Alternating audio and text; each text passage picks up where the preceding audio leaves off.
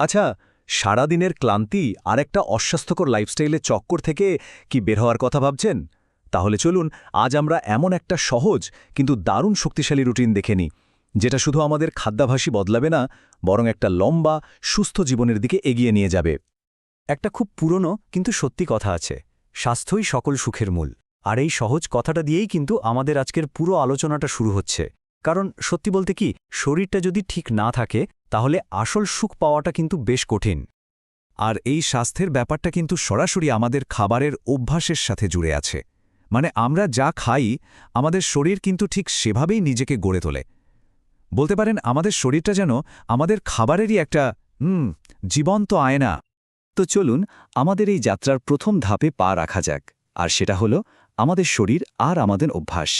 কারণ একটা লম্বা সুস্থ জীবন পাওয়ার আসল ভিত্তিটা কিন্তু প্রতিদিনের ছোট ছোট সিদ্ধান্ত আর অভ্যাসের মধ্যেই লুকিয়ে থাকে। এর একেবারে গোড়ায় যে জিনিসটা আছে সেটা হলো একটা নিয়ন্ত্রিত খাবারের সময়সূচি। ব্যাপারটা হলো শুধু কি খাচ্ছি সেটাই সব না, কখন খাচ্ছি সেটাও কিন্তু ঠিক ততটাই জরুরি। একটা নির্দিষ্ট রুটিনে খেলে কি হয়, আমাদের শরীরের যে মেটাবলিজম সেটা একটা ছন্দে চলে আসে, আর হুটহাট করে বেশি খেয়ে ফেলার যে একটা প্রবণতা সেটাও কমে যায়। এই যে দেখুন, এখানে সারা দিনের খাবারের একটা পুরো ব্লুপ্রিন্ট দেওয়া আছে। সকালের নাস্তা থেকে শুরু করে একেবারে রাতের খাবার পর্যন্ত প্রত্যেকটা খাবারের জন্য একটা নির্দিষ্ট সময়। এর পেছনের আইডিয়াটা খুব সহজ, শরীরকে নিয়মিত পুষ্টি দেওয়া আর দুটো বড় খাবারের মধ্যে লম্বা গ্যাপ হতে না দেওয়া। তো চলুন এবার একে করে সবগুলো অংশ একটু ভেঙে দেখা যাক। আচ্ছা, এবার আসা যাক দিনের শুরুটা ঠিকঠাকভাবে করার ব্যাপারে। কারণ দিনের প্রথম কয়েকটা কাজই কিন্তু বাকি পুরো দিনটার জন্য একটা সুর বেঁধে দেয়, তাই না?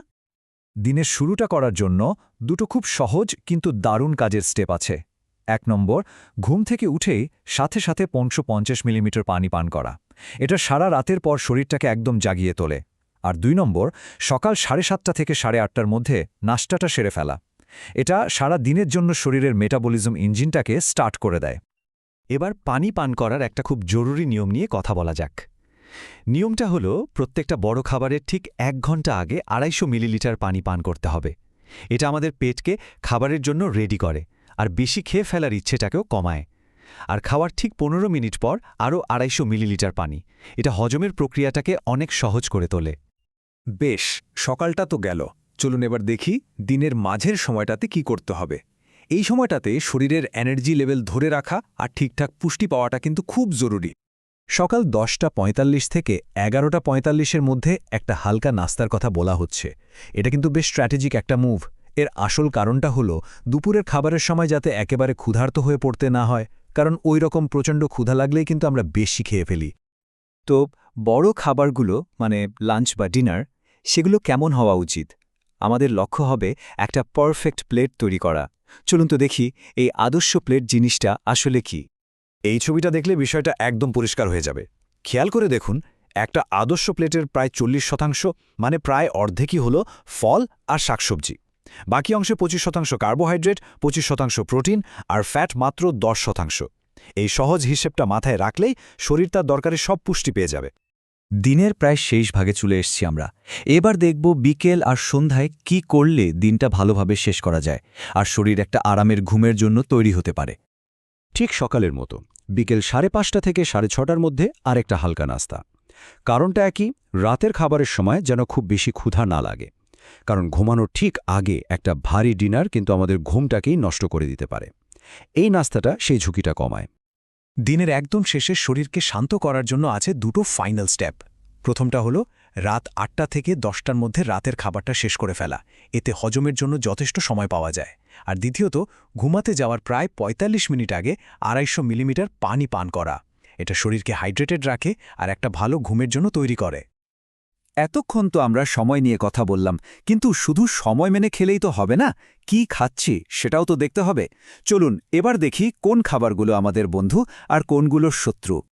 এখানে তালিকাটা দেখলেই ব্যাপারটা পরিষ্কার। ভালো স্ন্যাক্স কি হতে পারে? স্যালাড, ফল, ফলের জুস বা বাদাম, মানে যা কিছু প্রাকৃতিক। আর কি এড়িয়ে চলতে হবে? ভাজাভুজি, রেড মিট আর অতিরিক্ত চিনি দেয়া খাবার। সোজা কথায় মূল মন্ত্র হল যতটা সম্ভব প্রাকৃতিক আর সহজ খাবার খাওয়া। এখানে একটা গোল্ডেন রুল মনে রাখতে হবে, সেটা হলো স্ন্যাক্স বা হালকা নাস্তায় কোনো কার্বোহাইড্রেট থাকা চলবে না। কেন? কারণ কার্বোহাইড্রেট শরীরে হুট করে এনার্জি এনে দেয় ঠিকই, কিন্তু তারপর শরীরকে আরও বেশি ক্লান্ত করে ফেলে। আমাদের স্ন্যাক্সের উদ্দেশ্য তো ইনস্ট্যান্ট এনার্জি পাওয়া নয়, শুধু ক্ষুধাটা মেটানো। তো আমরা প্রায় শেষের দিকে চলে এসেছি। চলুন এবার এই সব অভ্যাসের পেছনের মূল ভাবনাটা নিয়ে কথা বলি, মানে দীর্ঘমেয়াদী সুস্থতার আসল রাস্তাটা কি। আচ্ছা, অতিরিক্ত খাবার বলতে ঠিক কি বোঝায়? একদম সহজ উত্তর, শরীরের যতটুকু দরকার তার চেয়ে বেশি যা কিছুই খাওয়া হয় সেটাই অতিরিক্ত, আর শরীর এই বাড়তি খাবারটাকেই ফ্যাট হিসেবে জমিয়ে রাখে। কিন্তু মানুষ হিসেবে আমাদের তো ভুল হতেই পারে, তাই না?